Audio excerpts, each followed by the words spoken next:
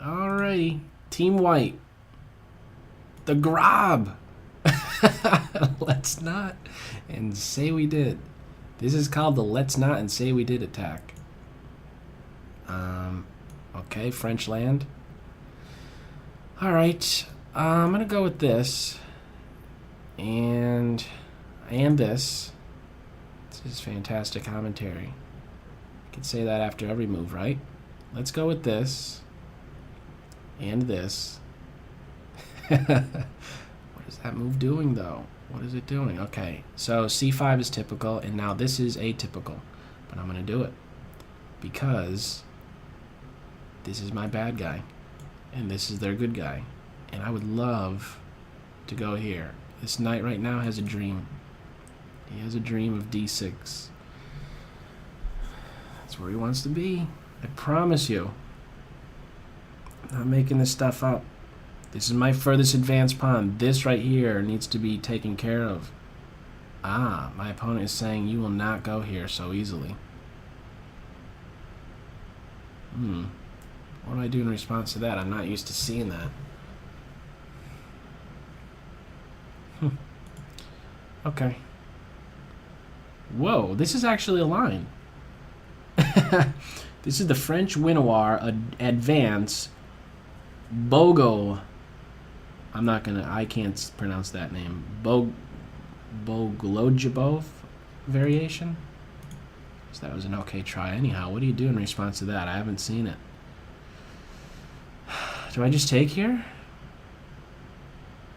I might want to do that. Let's grab that pawn. Knight f3. Bishop d3, castle. I think that has some appeal to me. Excuse me. So, I mean, I'm not advancing my development here. I did for a split second consider knight e2, but I really didn't like going backwards. I saw that just takes, queen takes, chop, knight c6, pressure on both of these squares. So I don't want to end up having to have a piece on this square. I think I just maybe want to focus more so on just maintaining my e5 pawn for sure.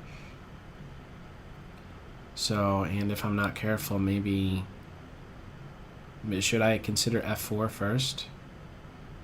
Should I consider knight here to here? Ooh, I might want to try that now.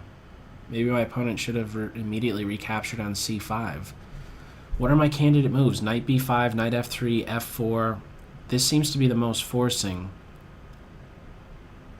This is a stupid piece anyhow. I don't know that I even want to allow black to give up the bishop for knight. So I'm discounting knight here. Forget about it. Who cares about that? I think black would be more than happy to do that. Unless there's a way I can maybe hang on to c5 pawn after that. I don't want to do that. I think he's going to come under fire. I want to make sure I maintain this pawn. But then again, the bishop takes here, and now I'm going to have a little bit of trouble recapturing. Castling. Recastling. I'll have trouble recastling. Can I castle twice, please? Knight f3, bishop d3, queen e2, maybe bishop here, but then there's maybe forks happening. We're going to see about that, aren't we? Okay, first things first. Throw that knight out there. Is there really a better spot for him? No. No, there isn't. It's a good question. I think that's a good enough answer right there. It's his best home. f3. If you're going elsewhere with your king knight, if you don't go to f3 or f6, oh man. Oh man. What was I going to say? I lost my train of thought after queen b6 was played. I better play here. It's pretty scary over here on f2. What I was going to say is you better have a good reason to not go to f3 or f6. f3 with the white knight. f6 there. Okay, my king is officially uncastled. I don't know how annoying that is, though. Let's go here. The queen is, for the most part... What am I talking about for the most part? The queen is tethered to the bishop. Quit getting fancy. Alright, now what? What about a3? What about it? What about rook here and then pawn push? Does that scare black? It might. I should probably go quick. I can't go here. Should I go a3, b4, rook b1, pawn push with a3 ensuing pin or something? I'm going to go here. And now with a5, I'll play a4. And then maybe focus on this square. Get my knight here and then follow up with c3. I should probably get my king castled. This rook is stupid. Oh boy. Oh, but wait a second. I think there's trouble now for black. Trouble time? Oh, why didn't I see that? Wait, though. Can we get the queens off? Can we get those queens off? Can I deflect the queen away from the defense of the bishop? No. I want to get the queens off. My king is not so happy. Not a happy camper. However, hang on. Check, check, queen out. I think the king runs over here if I do that. Take, king takes, knight here, check. King here. This queen is just too annoying. I got to get rid of her. You got to go, queen. Or could I be sneaky with rook b3, knight takes, pawn, bishop takes here? Sneakiness? This knight's going to go here if I'm not addressing this queen's position quickly. Let's offer a queen exchange. If you have, okay. If you have a piece that's, or if your king is more vulnerable, get the queens off. It's a good tip. Just like, you know, if you're up material, trade pieces. Anyhow, so d4 is now springing to mind for me. I want to pivot about on that square. I think bishop here was a possibility. Another possibility even at this point is knight a7 with bishop b5 to follow. My king needs to play. This is going to be a bit tricky. And I think this is still good. Okay, I get rid of this knight. But hang on, I like that. I like my bishop too much. My bishop's serving a good role watching over this. And I think I need a better king position. Let's sneak over here. And I still think that move is good. It's got to be good. However, as soon as the knight moves, I'll play here or something. I want to maybe get this advance in. And if I'm going to move a knight to d4, it's going to be this knight because I want my knight on f3 to watch over the e5 square. So oftentimes I think if there's two different knights that can go to the same square, you bring the one that is closest to the edge of the board. Maybe that's a rule of thumb you could follow. The one that's closest to the edge of the board on that square. So in this case, the e2 knight was closer to the edge. So if there is this capture, I have enough support for this. I have to recapture with my knight. Tight with the time. Okay, now this is a potential pass pawn. At any moment I could press forward here, pass pawn. Okay, this is... Oh, hang on, though. Hang on. I might want to get moving faster. Okay, let's get this pawn going. My knight is a monster, isn't he? Isn't he a monster? Let's take with the pawn. I want to do this and pawn push or something. Are we going to have a bunch of trades? This is a rook ending, and I think I stand better as it simplifies more and more. I think I want to get one rook off and then pawn push here. Let's do this. Pawn push. And then pawn push or something. If this pawn pushes... Oh, it's not pushing. So now I think I get active. Let me throw a check in. Chase the king away from defense of this and now get the pig here. 33 seconds. I got to go quicker.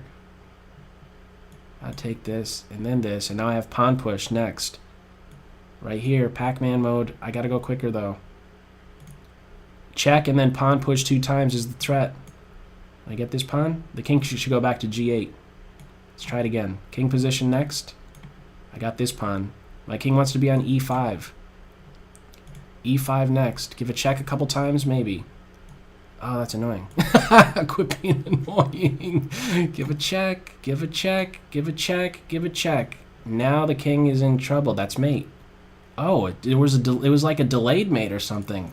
At first I thought it was mate, and then it wasn't coming up right away. I think the king just needed to stick back here, but... Oh, man. It turned out to be mate there. I got a little excited, or a lot excited there. Oh, man. As usual, good fight. Benko G. Let's see. French, Winawer, and again, from what they were referencing here on ChessCube, I don't know how accurate these always are, but it's referencing ECO code after this point right here. So French Winawer, after this bishop d7 move, you can't see it on the stream right now, but as I'm scrolling here, it says after bishop d2, it's the French, it's ECO code C17, if you're curious about that. Those that know about the Encyclopedia of Chess Openings, it's the French Winawer Advanced Bogolyubov variation. Bogo variation. I don't know. What are my other choices? I think that this is still okay. Maybe f4. Maybe that's stupid. Maybe I should go with this immediate knight f3, get more development in. I think it was okay to just take away from the center. All right, nothing jumping right out at me, and okay, well, this is a bit annoying. Maybe this right here. I think I do okay after I have b4 in. That's my rough assessment right here. So maybe it's important to just prevent that. I was during the game talking about that if a4 I could, if a5 I could play a4 in response and then maybe pivot about on this square, b5. But I think it's still worthwhile, just so I don't start kicking this bishop around. When you do a comparison of bishops, I think, well, I know Black's is just doing so much better. I'm definitely in favor of getting the dark square bishops off the board, judging just by my pawn structure here. I'm still welcoming that, just as I was when I initially developed it to d2. I was saying that I wanted to get rid of my my bishop there for the... Well, I don't know if I said that, but I wanted to play knight b5, exchange dark square bishops, and then get to d6. But anyhow, I think after I play b4 and we have this dark square bishop exchange, this starts to favor me a little bit more. Whereas if you just play a5 right here, then I still have some work to do. I definitely have some work to do. I think this is a good idea, the castles, or maybe... Am I missing something right now?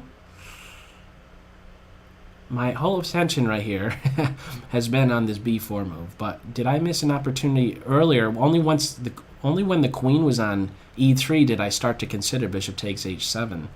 But this was here for maybe a while. Bishop takes, king takes, knight g5.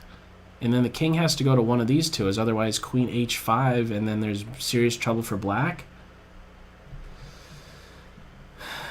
Oh, man. What's the follow? Yeah, it's... And there's an additional piece around if the king does go there. Let's say bishop takes, king takes, knight check. Maybe this is another reason not to castle in this position.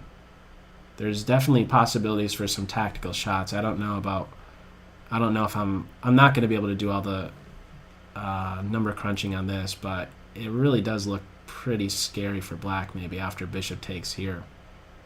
Maybe that's the more direct reason not to castle kingside right now. And so maybe a5 is going to be better. Missed opportunity maybe for me. I don't know. But once we get into this endgame, I think... Okay, this is fine. Rook f to c8, knight there. Okay, well, that turned out to be a waste of time. So, and I don't know that you could really exploit... I don't know that this is a bad thing, like a weakness. This is where I want to be anyhow. This is my furthest advanced pawn, so it's just facilitating an eventual pawn duo on f5 and e5. So you can do without that. I'm sure that's a bit more clear. And I like this repositioning, getting to this square. That's important.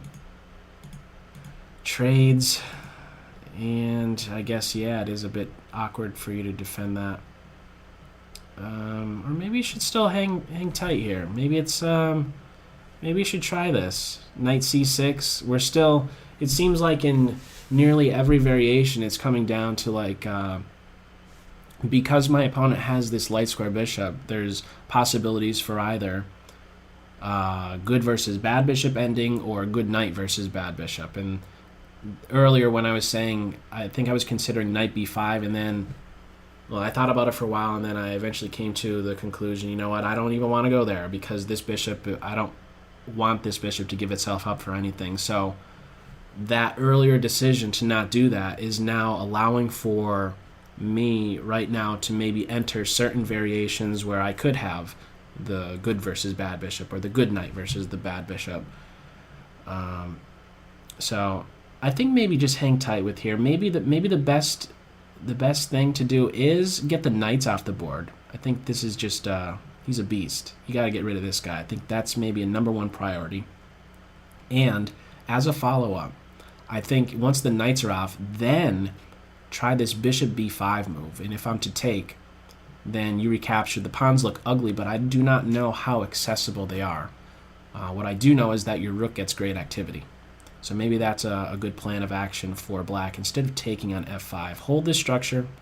You have enough support for it. Remove this knight, and then as your next step, try and get rid of the my light square bishop with bishop to b5. I think that would maybe be a better try. Did you follow that?